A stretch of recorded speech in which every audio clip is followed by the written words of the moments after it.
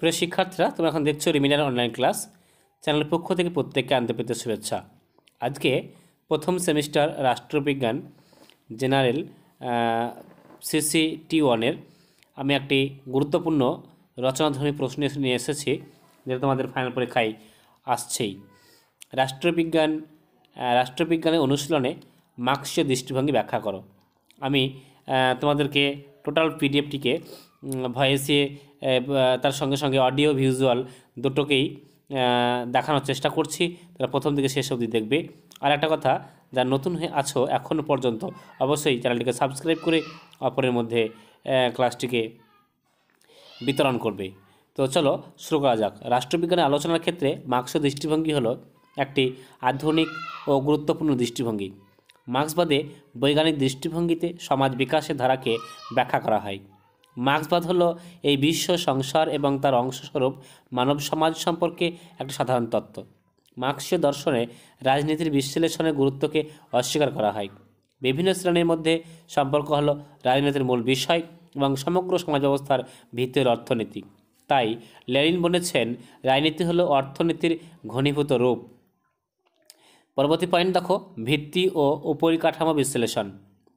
উৎপাদন ব্যবস্থাকে বলা হয় সমাজের ভিত্তি। এই ভিত্তির ওপর সমাজের উপরিকাঠামো গড়ে ওঠে। সুতরাং মার্ক্সীয় দৃষ্টিভঙ্গি অনুসারে সমাজের উৎপাদন ব্যবস্থাই হলো সকল কিছুর মূল। মানুষের জীবনের উৎপাদন পদ্ধতির দ্বারা সাধারণভাবে সামাজিক, রাজনৈতিক ও মানসিক বিষয় নির্ধারিত হয়।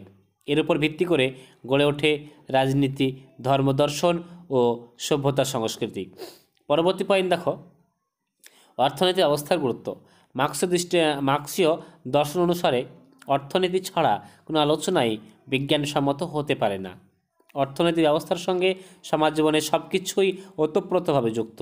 সুতরাং রাষ্ট্রবিজ্ঞানের আলোচনায় রাষ্ট্র, সরকার, আইন ও অন্যান্য সকল বিষয় সমাজের অর্থনৈতিক ব্যবস্থাকে বিচ্ছিন্নভাবে আলোচনা করলে তা অসম্পূর্ণ হতে বাধ্য।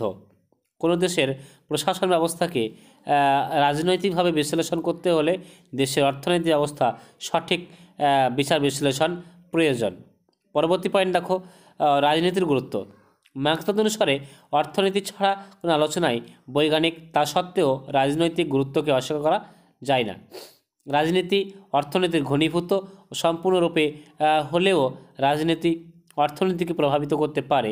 যাই হোক, ভিত্তি ও পরিকাঠামো একত্রে প্রত্যেক সমাজ ব্যবস্থার চরিত্রকে সুস্পষ্ট করে তোলে। এই ভিত্তিতে অর্থনৈতিক বুনিয়াদ এবং রাজনৈতিক রূপ ব্যক্ত হয়।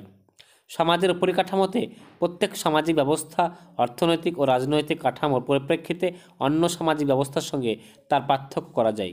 একটি সমাজ ব্যবস্থা থেকে অপর সমাজ ব্যবস্থার উন্নীত হবার সময় ভিত্তি ও পরিকাঠামো পরিবর্তন হয়, ফলে নতুন সমাজের সৃষ্টি হয়।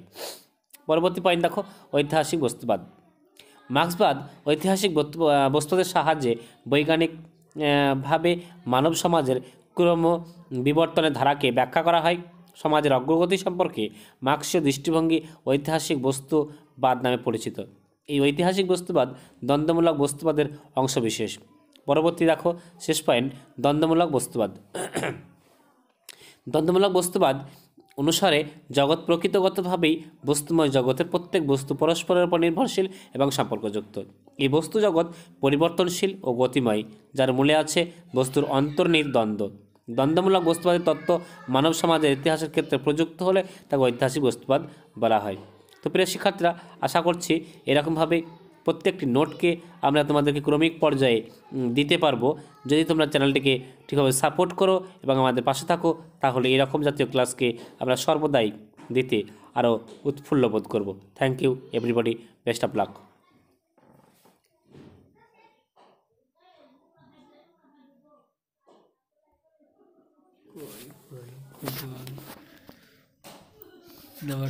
হাত পড়ে গেছে।